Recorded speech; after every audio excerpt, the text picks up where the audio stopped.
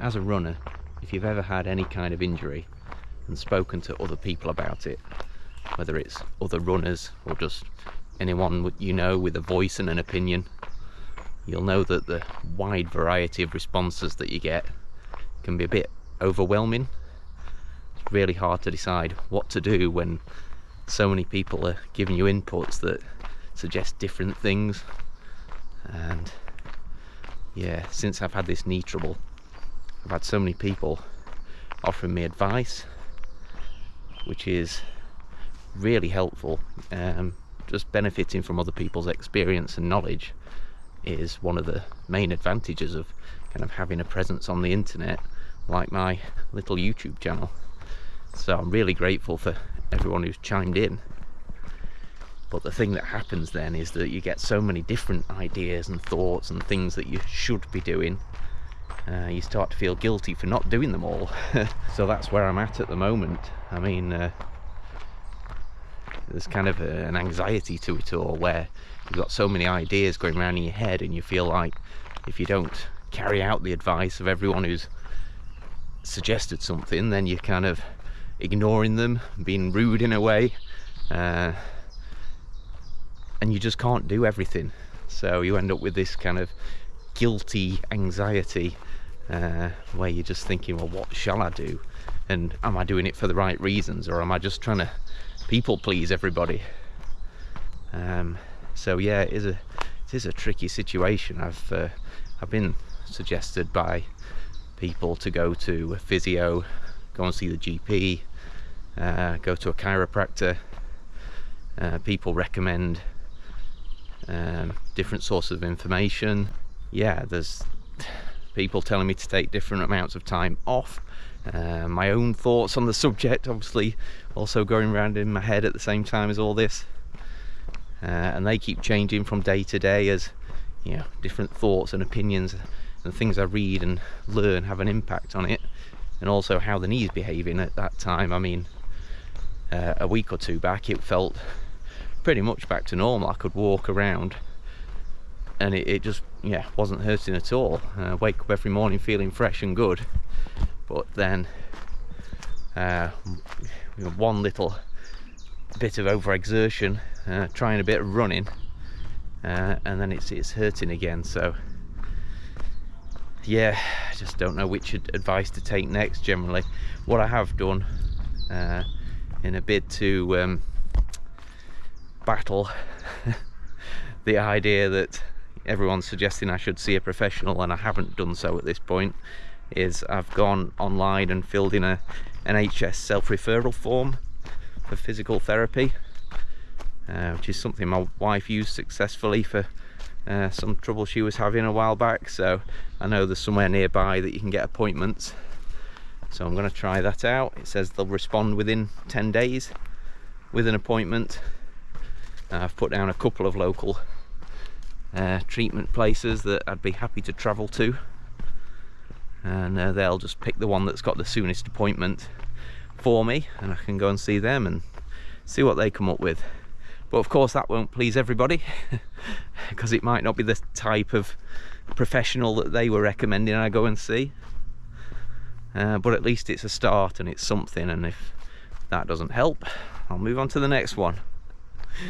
But yeah, just trying to get centered again, come up with a plan to move forward, and just try not to be battling with the idea of trying to go along with every bit of advice I've been given, when it's impossible, like I say. But with that said, I'll see what comes of this appointment that I'm waiting for now, and take it from there. The other feelings that arise when you're injured, another one along the lines of guilt, is where you start to wonder, well, who's to blame, or what's to blame for the injury? It's obviously had a cause, so is it me that has caused that myself by my actions, lack of knowledge, or something I've done in the lead up to the injury, or something I should have done? So who's to blame? And there's always one main character in the frame in this situation, because all the training that you do is down to you. No one's making you do anything. So yeah, the prime suspect is me. So it gives you feelings of being stupid,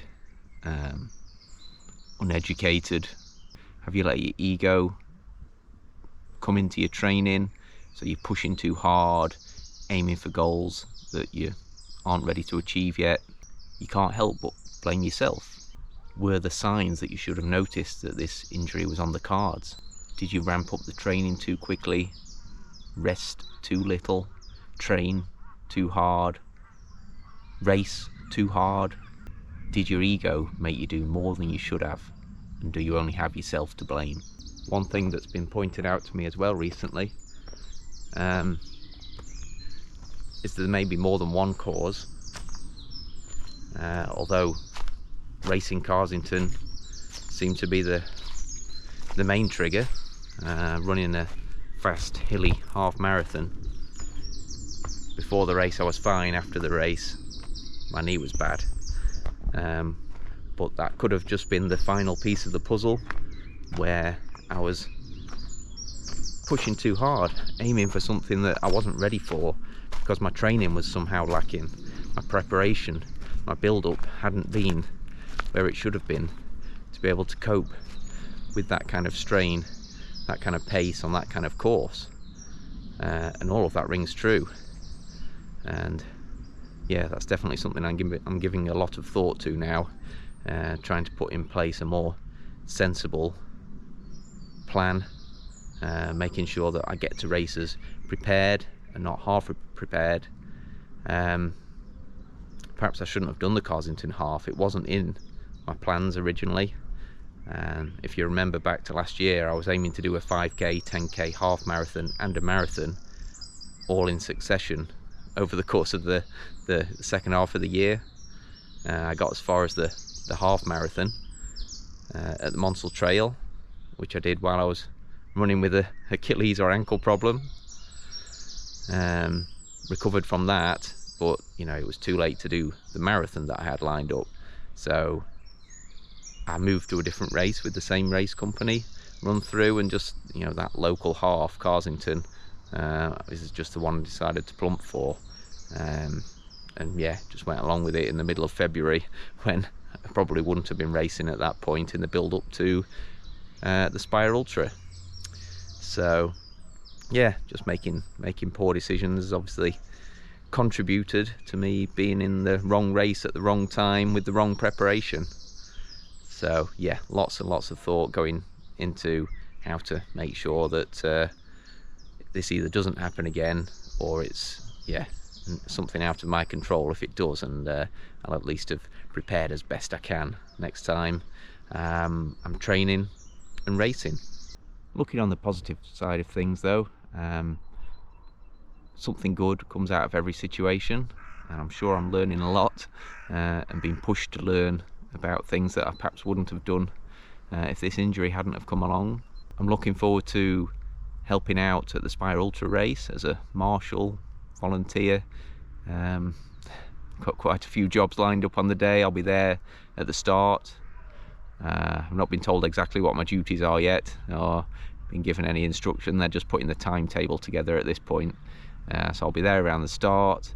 I'll be one of the early marshals on Station Road as things stand, and then I'll be looking after one of the checkpoints where we will have water for the runners, and I believe we'll be responsible for making sure we take the number of everyone who's gone past. And then the race directors also suggested that I might want to act as a tail runner, which I presume is following the last of the runners to the finish line from checkpoint 5, so that's about 16 kilometers. And yeah, I know I can cope with that at walking pace. I've done it recently with my Spire Recce's, so yeah, I can walk, jog that back in and just feel like I'm part of the race, and at least tackling a bit of the course, which is something I'm pleased about. And I believe as a volunteer, spending plenty of time helping out on the day, I'll then get credit which will give me entry to another race. So yeah, I think I could put that towards an entry for the Spire next year and turn up much better prepared than I would have been this time around. I've been trying to work out what are the reasons that put me off seeing medical professionals when I have what I believe is an overuse injury. Yeah, I mean, I just think to myself, what are they going to do that's going to move me forward any quicker than what I'm doing now? I'm sure rest is 90% of what makes any injury go away. People say getting a diagnosis will help, but will it? I've got a sore knee because I ran too much. How is knowing the medical name for what I've got going to make any difference to what I do to get over it? I may or may not be given some exercises to do, but you know, I can find exercises to do myself. What are they going to tell me that isn't freely available? And how is it going to speed up the recovery? Is it not just going to take time out of my day, possibly money out of my day, going and talking to someone, just to be given a name for what I've got, told to rest for a while, and maybe a couple of exercises if I'm lucky? I mean, how much difference can that possibly make? So yeah, I'm not saying I'm right in any of these thoughts. I'm just trying to figure out why I've been putting off going. One thing I always have in mind is I don't like going to make use of the NHS unless I've got a good reason. They're already busy and overworked, seeing people who've probably got conditions much worse than mine, that are more legitimately taking up the time of the NHS. And yeah, I just don't like seeing them unless I really need to. I very rarely go to the doctors. Thankfully, I'm very rarely ill, touch wood. So yeah, it's kind of a last resort thing for me. But yeah, I've bitten the bullet now. I've filled in the form, so I should be getting an appointment with a physio at some point. Having tried for over 2 months, I think that's reasonable. But yeah, I mean, I was pain-free not so long ago, and then I lost track of time and had to go and pick my daughter up, and ended up having to run to school, having not done any running for a few weeks. It's only half a mile up the road, but you know, it's all uphill, and I had to give it some to try and get there not too late. That made my knee a bit sore again the next day, which was the day I had planned to do the final part of my recce for the Spire Ultra, which involved walking 9k, and then kind of jog walking back. So yeah, it felt good while I was doing it, and the knee's not too bad now, but it has just gone back to that 1 out of 10 level, which I've managed to clear up. But I know that rest clears that up, and building up more sensibly when it has cleared up will probably do the trick again. But yeah, it's always ups and downs with these injury recoveries, and it's almost always you doing something stupid, which you would always tell other people not to do, that ends up making it regress. But yeah, there we are. So when I asked the question, how does giving the injury a name or a diagnosis and giving you a couple of exercises to do, how is that going to help recovery? I'm just explaining the thoughts that go around in my head. I'm not saying that I don't believe that getting professional help for an injury is going to be valuable and going to help speed up recovery. It's just my first thoughts are, you know, how's this going to help? Surely I just need to rest for a while and you know, do some exercises in the area, and you know, surely I can figure this out myself. That's where my brain goes to. So yeah, definitely not saying that you shouldn't seek help and that I'm not going to. It's just that's probably why I haven't sought help sooner, because they're my initial thoughts. That's kind of my habitual way of thinking about these things, and yeah, that's kind of my explanation for why it's taken me so long to go and get some professional help with it. So yeah, I do honestly believe that it's going to help, and now I've finally taken the plunge. I'm looking forward to seeing what comes of it, but I just wanted to express my initial doubts and yeah, why it was taking me so long to get to this point. Another thing that's cropped up recently is I quite often mention that I use ChatGPT as part of my training plans, and although initially I may have been starting from scratch and asking it to put a complete running plan together for me, over time that's changed so that, you know, the involvement from ChatGPT is minimal and more kind of doing the admin work, but all the ideas and the